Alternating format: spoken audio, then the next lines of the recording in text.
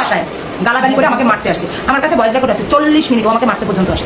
ওই 40 মিনিটের voice record আমার কাছে আছে। ওইটা আমি নেশা করি, এটা তোমার কে বল? এই যে আকিবাবির পেজের আইডির মধ্যে যে স্টেপ করছে, কে দিছে? ওরা দিছে।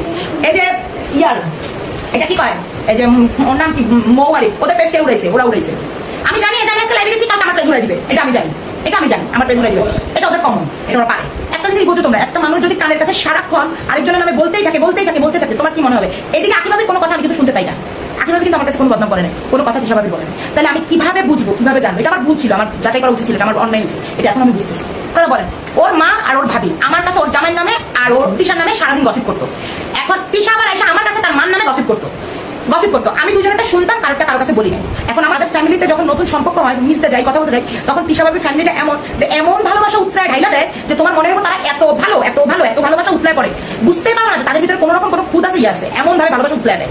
কিন্তু পরবর্তীতে তাদের সাথে মিশতে দেখা যায় যেগুলো সব তাদের স্বার্থের জন্য, এগুলো সব তারা স্বার্থের জন্য ইউজ করে। এই যে আমার সাথে যে ভালোবাসাটা তারা প্রথম থেকে নতুন করে খেলছিল, এটা খেলছিল আমাকে আঁকি চলে যাওয়ার পর আঁকির বিরুদ্ধে দাঁড় করানোর জন্য। ওরা এই যে 203 সাথে মিশে, 203 সাথে চলে, এই 203 বাচ্চাটা পর্যন্ত তারা দেখতে পারে না। তারা সামনাসামনি বাচ্চারা কি ভালোবাসা দেখায়, ওদের অভ্যাস কি জানেন? সবাইকে সরাসরি ভালোবাসা দেখায়। আর ভালোবাসা শেষ হয়ে গেলে আর আড়ালে গেলে আর ভালোবাসা থাকে না। 203 বাচ্চাটা ভালো না, দুষ্টামি করে, অতিরিক্ত এই খায় সেই খায়, ঠিক আছে, শেষ বাচ্চাটা নিয়ে পর্যন্ত গসিপ করছে। একদিন তিশা ভাবি হঠাৎ করে আমাদের বাসায় আসে, সাথে আহাত ভাই ছিল দুইজনে। তখন নতুন অবস্থাতে আমরা নিপুঞ্জিতে থাকি, তো ওনারা দুজন আমার বাসায় আসে। আসার পর আমাদের বাসায় বসে আড্ডা দেয়। তো ভাবির চোখ ছলো ছিল, কান্না ভাব। সে এসে আমাকে আকিবাবির নামে অনেক কথা বলছে। আকিবাবি ভালো না, আকিবাবি গার্মেন্টস কর্মী, আকিবাবি গার্মেন্টসে কাজ করে, আকিবাবির ফ্যামিলি ব্যাকগ্রাউন্ড ভালো না, মেয়েকে দেখতে পারে না, মেয়েকে ঘর থেকে বের করে দিয়েছে ডিভোর্স হওয়ার কারণে।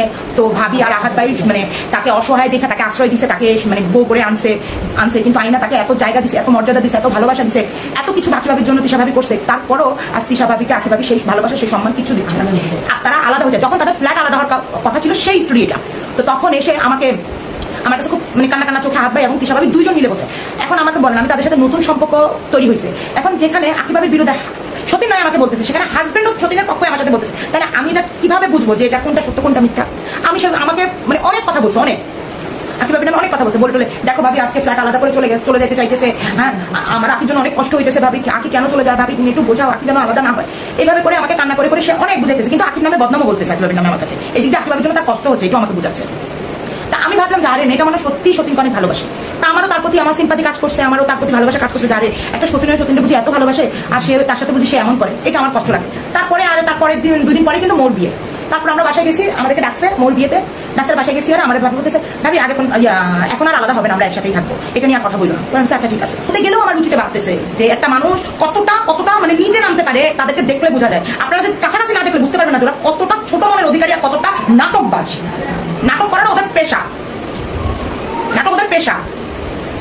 এখন না আমি আকিবাবি চলে যাও 3-4 মাস পরে, আমি 2-3 মাস পরে আমি বুঝতে পারছি যেটা আমার অন্যায় হয়েছে।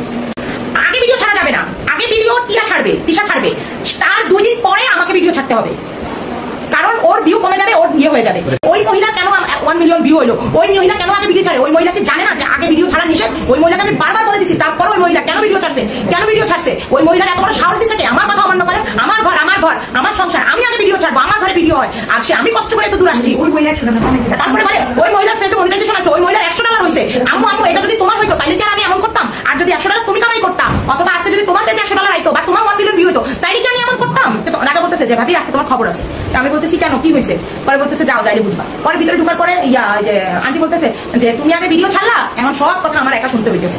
তা আমি বলছি কেন, কিসের ভিডিও? বলতেছে তোমার আঙ্কেল আমাকে খাওয়াই দিয়েছে, সেই ভিডিওটা তুমি কেন আগে ছাড়ছো? এটা তো তিশা সারপ্রাইজ হিসাবে সবার জন্য রাখছে। হ্যাঁ সারপ্রাইজ হিসাবে রাখছে। এখন তুমি যে ভিডিওটা আগে ছাড়ছো, তোমার ভিডিওটা 1 মিলিয়ন হয়ে গেছে। এখন আর কি তিশার ভিডিওটা ছাড়লে তিশার আর ভিউ হবে? তিশা তো যাওয়ার কথা, আমি 1 নম্বর গেট পর্যন্ত চলে গেছি, রিক্সা পেয়ে হেঁটে চলে গেছি। তখন গেছি আর রাজা আমাকে মৌসুমি আমাকে ফোন দিয়ে বলে, ভাবি তুমি কই? মৌসুমি একটু চটপটি খাবে, আমাকে একটু পল্লী বিদ্যুতের চটপটি দোকান পেয়ে দেখাই দাও, আমি তো চিনি না। পরে আমি শুনো আমি না 1 নম্বর গেট চলে আসছি, তোমরা একটা রিক্সা নিয়ে অথবা কাউকে জিজ্ঞাসা করে 1 নম্বর গেট আসলে আমি 1 নম্বর গেট থেকে তোমাদেরকে চটপটি দোকান দেখাই দিব। এইটা বলে আমি ওখানে দাঁড়িয়েছিলাম, ওরা একটা রিক্সা নিয়ে ওখানে গেছে। যাওয়ার পরে আমি ওদেরকে পল্লী বিদ্যুৎ চটপটি দোকানে নিয়ে গেছি, পল্লী বিস্কুট না যাই হোক ওখানে নিয়ে গেছি। নেওয়ার পরে ওই চটপটি দোকানে দিছি, আর তখনই আমাকে নাকি আমার ফোন সাইলেন্ট ছিল। আহাত ভাই তিশা ফোন দিচ্ছে আমি দেখি নাই। তো রাজাকে ফোন দিচ্ছে, রাজা বলছে ভাবিসও চটপটি খাইতে আসছি। এইটা বলছে আর তিশা আমার হাজবেন্ডকে ফোন দিয়ে যা তা বাসায়, ভাবির থেকে আমি এটা আশা করি না, ভাবি এত স্বার্থপর কেন? রাজাকে চিনছে কার মাধ্যমে? সে রাজাকে নিয়ে বাইরে যায় কেন? এই সেই যা তা বাসায় গালাগালি, গালাগালি অসম্ভব খারাপ ভাষা কথা বলতেছে। তখন আপনার মানে তোমাদের ভাই বলতেছে ভাবি ইভানা এমন মেয়ে না, আমি আগে ব্যাপারটা শুনিনি তারপর আপনাকে বলি আপনি এইভাবে কেন বলতেছেন, এখানে কোনো ভুল বুঝাবুঝি আছে? কোনো ভুল বুঝাবুঝি নাই, কোনো কিছু নাই। আর রাজা মৌসুমী আমার না বইলা কেন চটপটি খাইতে গেছে, ওরা আসুক আসতে বাসা ওই ঘাট ধরে বের করে দিব। রাজা মৌসুমী ভালো না, ওরাই ভাবি এতদিন কি 1 বছর আমাদের মধ্যে কোনো পেজ ছিল, আমাদের মধ্যে কোনো সম্পর্ক নষ্ট হয়েছে? দেখো ওরা আসার পরেই কিন্তু আমাদের সম্পর্ক এখন নষ্ট হয়েছে। আমাদের সম্পর্ক ভাঙার জন্য মেন দায়ী কিন্তু রাজা মৌসুমী। আবার পুষ্পিতার কাছে ঠিক আছে, রাজা মৌসুমীর কাছে, তারপরে মানে এরকম অনেকের কাছে আমার বদনাম করছে, রাজা মৌসুমীর নামে কইছে। আবার ওই যে পার্লারের আপু আসছে, সে আপুরাও বলছে যে ওদের মা ওর মার আর ভাইয়ের সাথে ওদের সম্পর্ক নষ্ট হওয়ার জন্য নষ্ট করছে রাজা মৌসুমী। কারণ আমার কাছে 1 বছর ধরে গসিপ করছে, হ্যাঁ 1 বছর ধরে গসিপ করছে, কই ভাবি তো আমাদের মানে আমার সাথে মিশার জন্য আমাকে আমার এই বদনাম